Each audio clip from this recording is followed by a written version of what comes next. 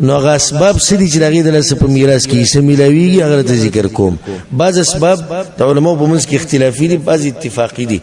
اتفاقی اسباب هغه درې خبرې دي ټول امت په اتفاق ده چې د دې د لاسه په میراث کې حصہ ملاوي. اولنې سبب نکاح،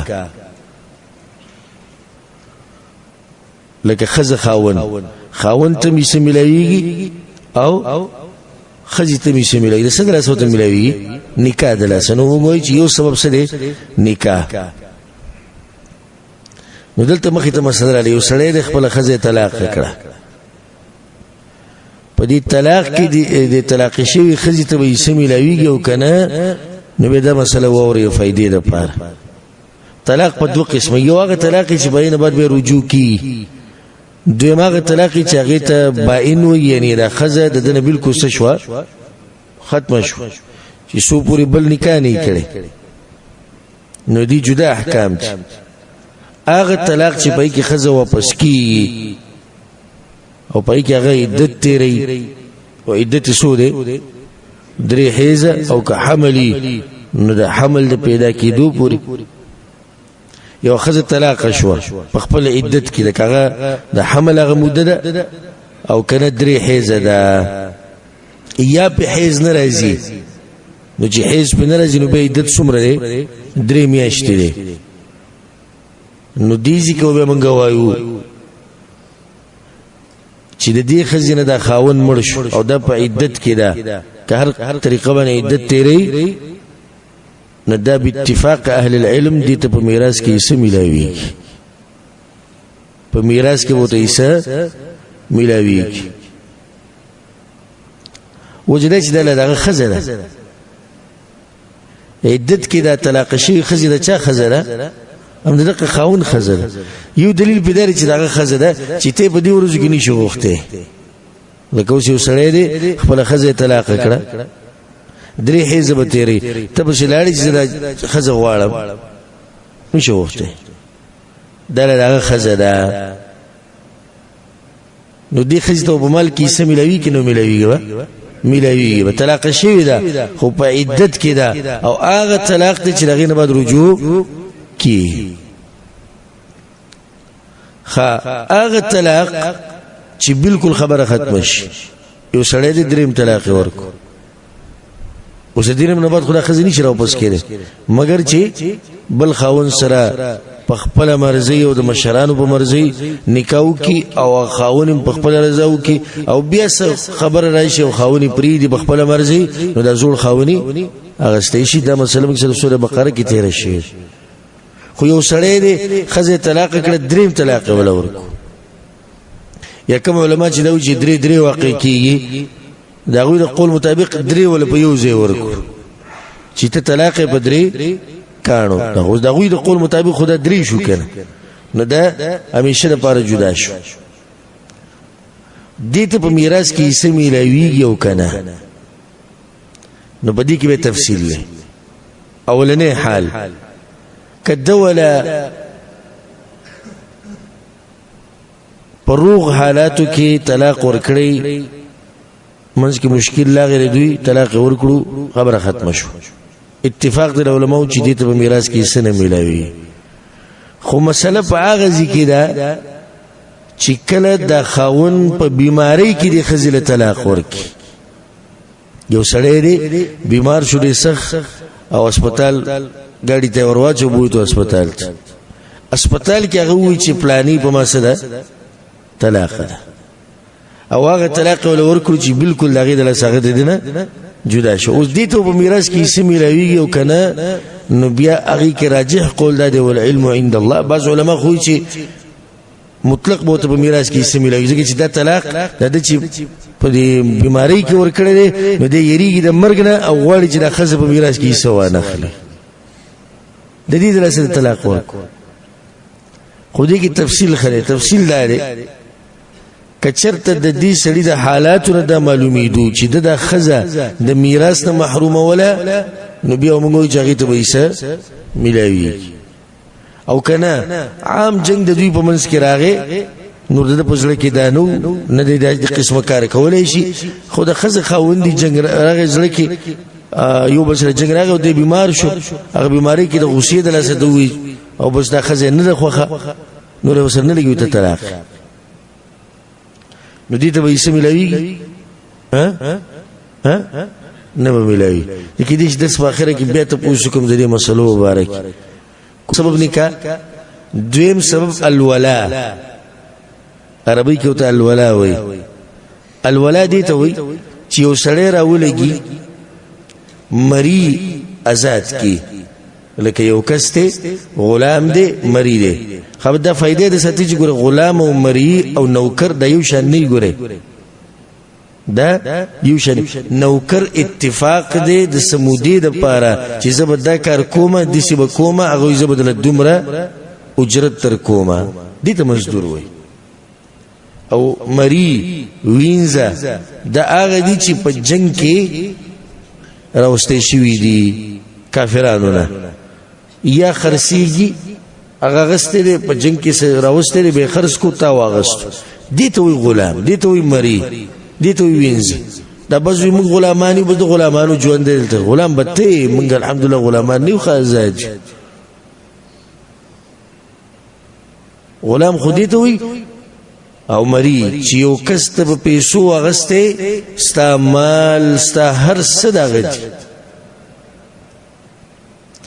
نو یو کس را ولګېدو او بل کس یې سکو آزاد کو هغه مری دی هغه آزاد کو نو رسول سمو انما الولاء لمن اعتق نو وس دا کمی چې آزاد کو د عمل بچاته ملوي چا آزاد کړي چا آزاد کړي دا مسله کې دي سوال پر اوره ها بیا بیان کوم دویم سبب الولا دي ته وي یو سړی دی هغه مری دی د مری خپل مال شتي نشته رجستري دا چا دي د مالک دي مالک راولګي دوه خسرې د سړی آزاد کوي د دې آزادولو د لاسه د په دبر ډیر غټ احسان وکړو ډیر غټ احسان وکړو یعنی دغه جون چې هر څه دی او د داسې سیده د مالک دي او به دا جون چې دی آزاد شو نو د دې احسان د لاسه انعام د تدامل او شو چې دې مرشي تکمه چې آزاد کو نو د مال بچا ته پاتې کی هم د قصړی ته پاتې کیږي چې آزاد کړي خا خودي کې د ساتي چې د یو طرف نه وګوره مال غسته کی لکه سید کم چې مشر د مال باغه اخلي هغه نه کم چې آزاد کړي دغه خپل سید مال ته ناشي یو آزادوم کو بل بیا دغه میراث تم ناشته به میراث کومې سود د خواته سنه کی په دې مسله پوه شوي کني پوه به بیان کړ د دویم سبب شو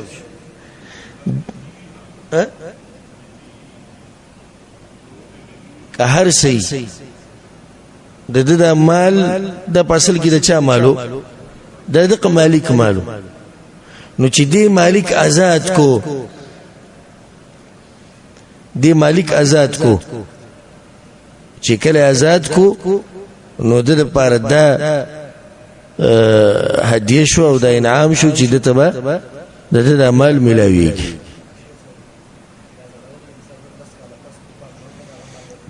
څنګه دغه مسله تفصیلا روانه بیانو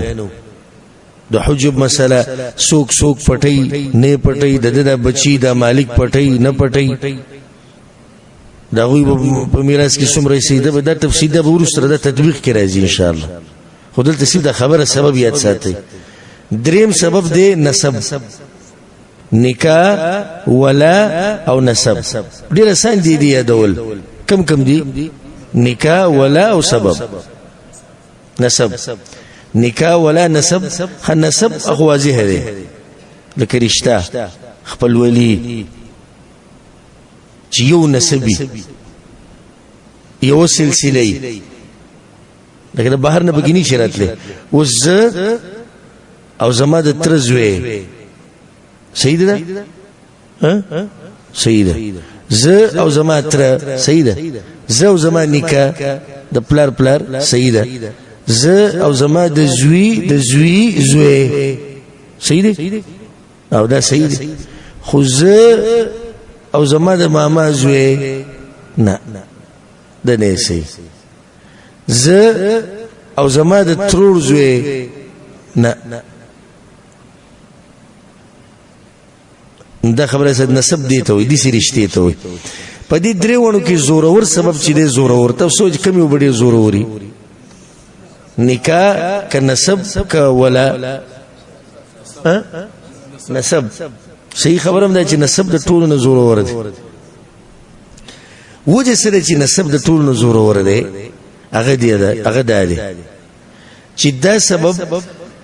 چې انسان د مور د خېټې نه راوځي نو دا سبب موجود دی وړي کې ماشوم پیدا شو د چې پیدا شو دریو ورځې بعد د موږ به چې پلارې مړ شو اوس دته په دې مال کې څه ملوي ملوي ګور د مور خېټه راوته او دا سبب شتي دا دوه چې نور دي د مور د خېټه راوته سره خو نه نکاح په دغه ټیم کې نکاح کړی دا ورسته وکي کې دي شوی نه او دا بل د الولا آزادول لازم خو نه دی بسوک آزادي پته کله وی آزادي نو زورور کم یو شو هغه د نسب شو ښا د نسب دا سبب ختميږي نه دا نور ختميږي هغه دي سي یو سړی دی او خزره دوانو په منځ کې نکاح ده نکاح سبب دی د میراث راغستو ا سړی راولګي د خزه طلاق کړه سبب څه شو ختم شو الولا بل ولا باندې ختمي دغه تفسیر روان خو نسب نه ختمي زما په مال کې د پلاری سره زما په مال کې د زوی سره څنګه به د زوی پرې کې وشتي شي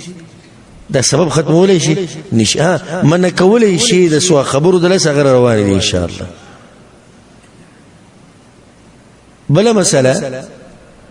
بعض د درې اسباب اتفاقی دي درې اسباب اتفاقی دي بعض اسباب دي چې هغه اختلافي دي نو هغه لنزو لکه بعض علما دا وی وبيت المال ته به می سرازي حکومت سره بیت المال له بیت المال المسلمین نو دې ته به می سرازي خدای ته به څنګه سرازي وې دي سي یو سړی دې هغه مرش وارث تشاده پاتې شو دی وارث ته یې ملاو شو خو بیا هم دغه نه زیاته یې شو پاتې شو سره یې سبا کې پاتې دا کوم چې پاتې شو د دې سره بسکو نو د بعض علماء قول لري دا کوم چې پاتې شو دا هم دقه ولا ورکو د کوم ته خپل یې ملاو شو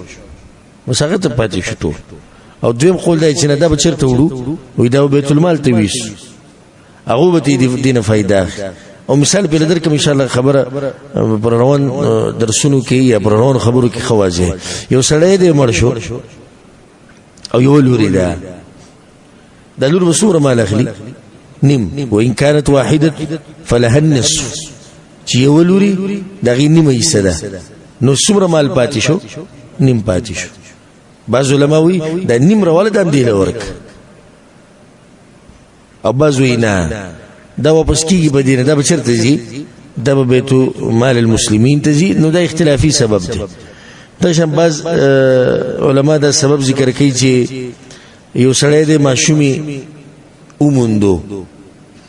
لکه ته په لار روانه ماشوم دی اوموند یو هسپتال ته ور روغ دی غست به دی لوی کو وی چې لوی دی کو ځان سره د وساتو نو اوس په میراث کې هم د دې صحیح خو صحیح خبره چې د په میراث کې سني چې په دې باندې دلیل نشته او په میراث کې ولې سوالي ورکه په کوم سبب ولا ورکه نو دا هم کمزوري خبره بعض علماء په کې دام ذکر کوي چې یو سړی ستا په لاس باندې اسلام قبول کی لکه یو هندو دی تا وته اسلام خو اسلام قبول کو د اسلامي چې قبول کو د په میراث کې ستا میسه شته ځکه تا د سړی خکړی دی اسلام دی ته خوله نو څنګه چې هغه سړی هغه غلام او مریض آزاد کو هغه خکړی تام خکړی ستدل سړي الله په جندو پیغمبري په جندو نو وی ستاب کې می صدا خدای به دلیل خبره نو دا اسباب شو